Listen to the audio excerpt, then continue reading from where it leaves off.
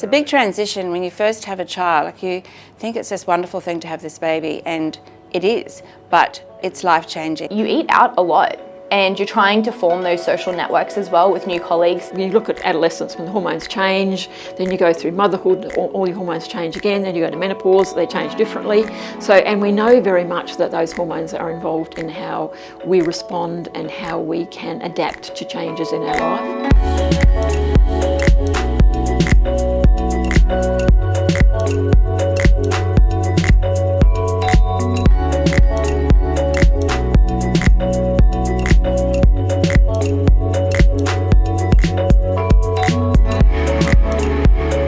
See, as an adolescent, you're no longer a child, you're not an adult.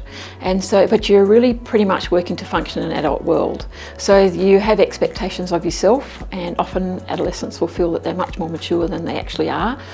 So they have expectations of themselves, and then people also have expectations of them, and that they perhaps need to perform in a certain way. Some of the common nutrition issues or the specifics that we have as far as food is we need to grow still, and there's actually it's a time when there's actually a lot of social things going on as well, where there's so many pressures from college, from friends, from like sporting clubs, coaches, parents. There's a lot of people that you're trying to listen to, and they have their own opinions, and you're trying to find where you actually fit in that space. What happens if nutrition's negatively impacted? So, hard and fast, we can stunt growth. That is a hard and fast potential. We can also potentially lose our period or have a late start of your menstruation, which does actually have significant decreases in potential bone mineral density, because that's where we're actually laying down a lot of bone, and it is very time sensitive. So if we miss those markers, then we miss them. So it is very, very time sensitive time.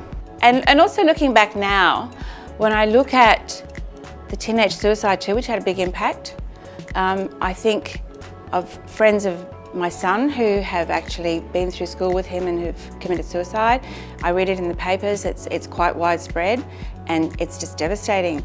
And I think having that camaraderie and support from your teammates and the people that you play sport with is such an integral and important part of life going forward after school. But as you start to grow, then obviously getting into your 20s or becoming, getting married, becoming a mother, then those, I guess, are not necessarily struggles, but challenges as a female become more complex. As a mum, you wear so many hats, really. So you're not only a mother, you're essentially a PA to each of your kids and potentially your partner.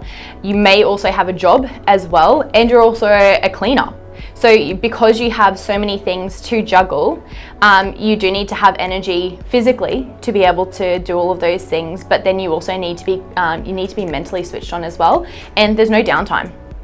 So for you, good nutrition, it's something that we really can't compromise on, and oftentimes it is, because again, you wear so many hats.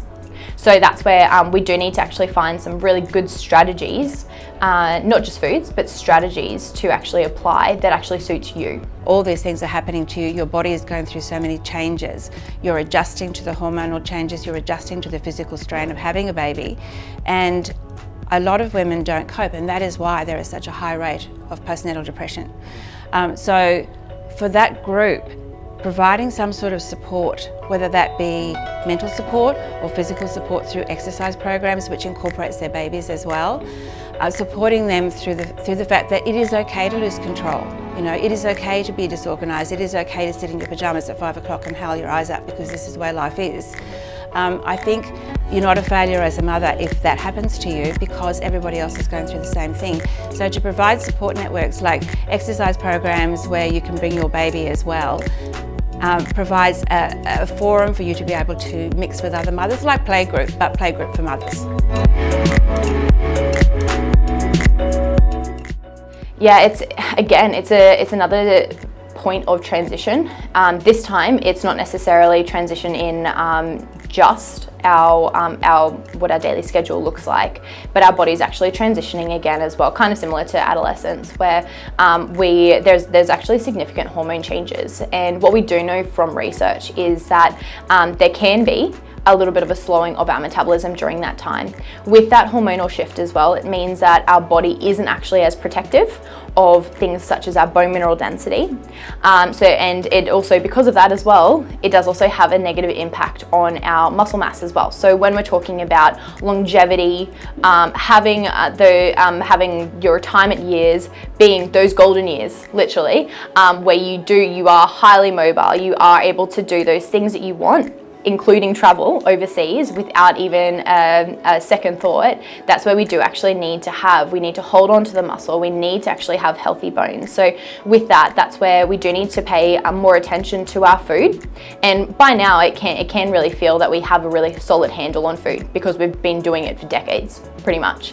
But with these changes, we do actually need to pay particular attention. I kind of talk about it as a bit of a magnifying glass over certain parts of our food. And those types of foods are our calcium-rich foods and our protein-rich foods. The other thing that happens when we do age is that our appetite can change as well. So it can actually, it can start to decrease. And with that, along with that, those messages that our body sends to us about us feeling thirsty, they can also decrease as well. So it is, again, we need to find different strategies to actually meet those needs that our body does still have. I think if you've looked after your health in the earlier years, the impact after 50 isn't as great, but obviously there are curveballs everywhere. So people can get diagnosed with any kind of breast cancer, any kinds of those things at any age. So those curveballs aside, I think it's important to lay the foundations early, but after 50 everything turns upside down. So, you know, gravity is against you. You need to stand on your hands all day so you can make sure that everything goes up, not down. So essentially exercise becomes really important, health becomes really important, and we tend to forget about it. Plus alcohol is an issue too, you know, it's having that wine at the end of the day, getting together with friends and having a wine. So it's interesting to see ads on TV now saying that you can create a habit very easily. Well, those habits do create, especially in your 50s and going on forward from there. I think too the issues of osteoporosis, from either poor nutrition or genetically, we need to consider those sorts of things. We need to consider the mental issues, as in, are you as sharp as you used to be? Are there signs of, you know, dementia coming in as you're getting older? What can we do to prevent those things happening? So you're thinking in a different space, but you're also thinking, you know, especially with me, with my children being born older, when I was older, how can I keep myself alert and fit going into those later years? I have to start back here. So essentially, exercise programs become really important at that time, or even self-exercise. Even walking the dog is a really good thing. Making sure that you have good nutrition is a really important thing, because you tend to, if you're not cooking a meal for your kids at night, you tend to probably snack rather than eat properly. Making sure that your calcium intake is good, because that's obviously looking forward in your osteoporosis. Making sure that you do get some exercise every day, and weight-bearing exercise. So you are going for a walk, or you are going to the gym, or you are going to a Pilates class, or something like that, anything at all. Making sure that you have a mental interest as well that's going to stimulate your grey matter, because otherwise you just go to mush. And that might be enrolling in a course at a TAFE, or it might just be doing a crossword. Simple things like that you can do, which will just help you stay a little bit more alert for a bit longer.